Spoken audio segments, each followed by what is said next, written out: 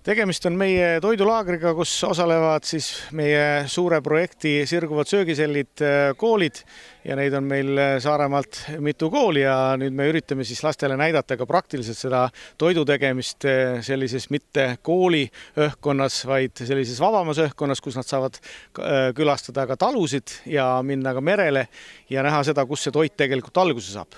Selle ürituse kõige suurem eesmärk on see, et ükskõik kus see laps siis ükskord seda toitu teeb, kui ta kas või täiskasvanuks saab, kas tast saab restoranikokk, saab tast koolikokk või tahab head sööki kodus teha, et ta näeb, kus see toit alguse saab.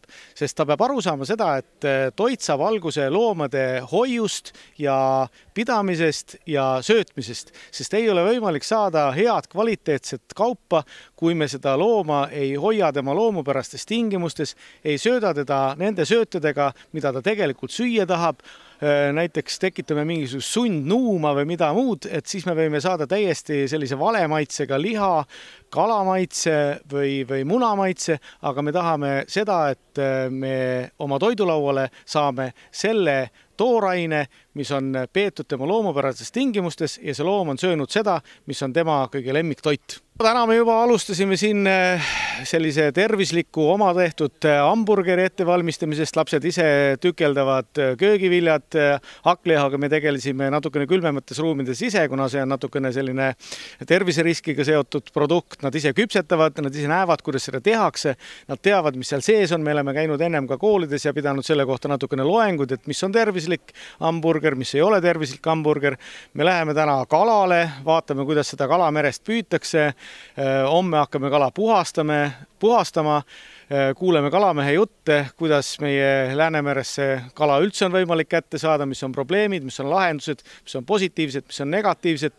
Keedame suppi, meil praegu puljong keeb, lapsed saavad ise tükeldada köögiviljad ja näha seda, milliseid maitsetaimi seal juures saab kasutada ja kuidas teha sellist head suppi meie Saaremaa toorainest ja et just nimelt, kuna meil on see Talupidajate Liidu projekt, kuhu me oleme siis nii-öelda abi kutsunud, et lapsed oleksid valmis ise omast saaremaisest toorainest tegema kõige parema toidu, mis nendele omale meeldib ja mis ka Saaremaa külalistele meeldib.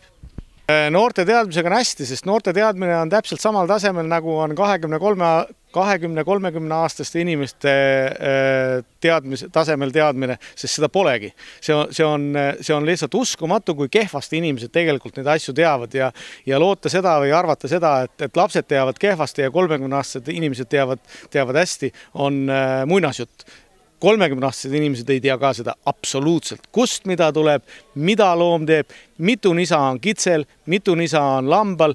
Ma olen saanud koolides loengut pidades nii eriskummalisi vastuseid, et lambal on 12 nisa ja lehm lüpsab 100 liitrit päevas, et tegelikult meie tase on langenud juba allapoole kriitilist piiri. Nii et ka ma imestan natukene nende loodushoiu või mis nad on meil, looduslootundide üle.